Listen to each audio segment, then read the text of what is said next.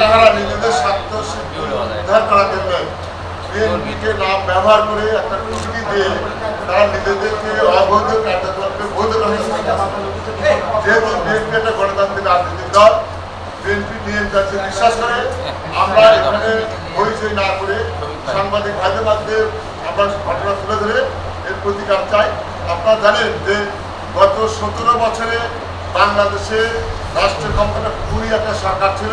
সেই খুনি সরকারের নেতৃত্বে বাংলাদেশের সমস্ত স্বায়ত্তশাসিত প্রতিষ্ঠানগুলো দখলবাদী করে ধ্বংস করে দিয়েছিল। চিকিৎসা খাতে বলেন আর যে খাতে বলেন, সেটাই অনুরূপভাবে বগুড়া কত কথা যে চেম্বারে ভোট হয় না, পুলিশ একটা ভোট হয় না, আপনার জগতে ভোট হয় না, আপনার এখানে সব জায়গা থেকে দখলবাদী। আমরা লক্ষ্য করেছি বিভিন্ন জায়গায় বিএনপি নাম দিয়ে কিংবা কোনো দুর্বৃত্তরা কোনো লুটেরা বিভিন্ন জায়গায় হামলা করেছে, ভাঙচুর করেছেন, লুটপাট করেছেন এবং চাঁদাবাজি করেছেন। আমরা স্পষ্টত বলে দিয়েছি যে এই সব দুর্বৃত্ত লুটরা চাঁদাবাজদের দখলবাজের সাথে আমাদের কোনো সম্পর্ক নেই। যদি কেউ চেয়ে থাকে তার ব্যক্তি উদ্যোগে যাবে এবং তার দায়িত্ব তাকে গ্রহণ করতে হবে। সেজন্য আমাদের সাধারণ সম্পাদক সাহেব বলেছেন যে আমরা দেখেছেন দীর্ঘ 16-17 বছর কোনো সেক্টরে কোনো নির্বাচন ছিল না।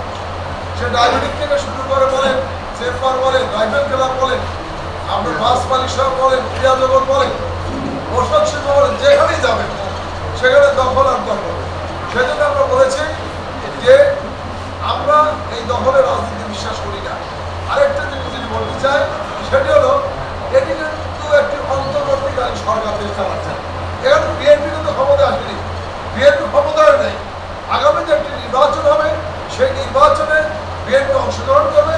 আমরা যেটির জন্য আন্দোলন করেছি একটি নিরপেক্ষ তত্ত্বাবধায়ক আন্ডারে একটি সুষ্ঠু অবাধ নিরপেক্ষ নির্বাচন হবে, যেখানে মানুষ স্বতঃস্ফূর্তভাবে নির্ভয় নির্বিঘ্নে তারা ভোট যেতে পারবে, ভোট অংশগ্রহণ করতে পারবে। সেই নির্বাচন আমরা চেয়েছি।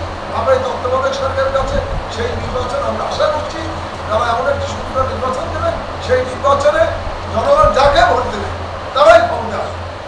ধন্যবাদ।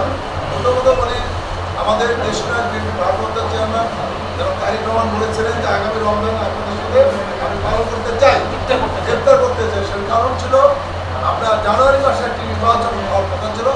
আমরা মনে করেছিলাম স্বৈরাচারী শেখ হাসিনা এই বিভিন্ন কারণে হয়তো একটা অবাধ নিরপেক্ষ নির্বাচন দিবে, আমরা আশা করেছিলাম। আমরা বাধ্য হবে কিংবা বাধ্য দিবে নির্বাচন। সেই কারণে তারেক রহমান বলেছিল যে আমি আপনাদের মাঝে আসবো আগামী রমজানে আপনাদের।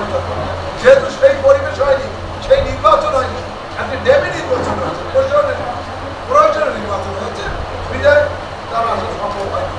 আর এখন আসবে কিনা সময় হলে অবশ্যই তারেক রহমান না, আমার সাথে ওইভাবে কোনো কথা হয়নি। তবে সময় হলেই তারেক রহমান দেশে ফিরে আসবেন। অবশ্যই তারেক রহমান এদেশের সন্তান, এদেশে ফিরে আসবে এবং তারেক রহমানই বিএনপির যেহেতু বিএনপির চেয়ারপারসন এবং সমস্ত জায়গার ব্যবস্থা তারেক রহমানই দলের দায়িত্ব পালন করবে। আরেকটা বলেছেন মামলা বক্তব্য ব্যাপারটা হলো এটি আমাদের কাছে ওইভাবে কোনো নির্দেশ লিখিত আসেনি যে আমরা কর্মকর্তাদের নাম দেন।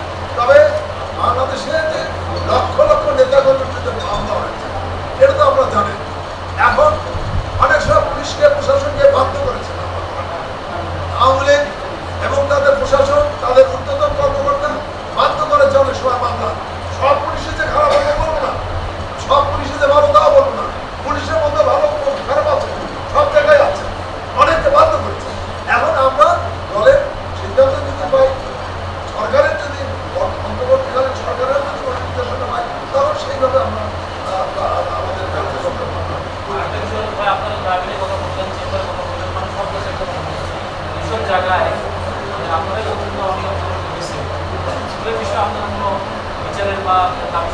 অবশ্যই জানাই আমরা যেসব জায়গায় অনিয়ম দুর্নীতি হয়েছে সেখানে সর্বক্ষেত্রে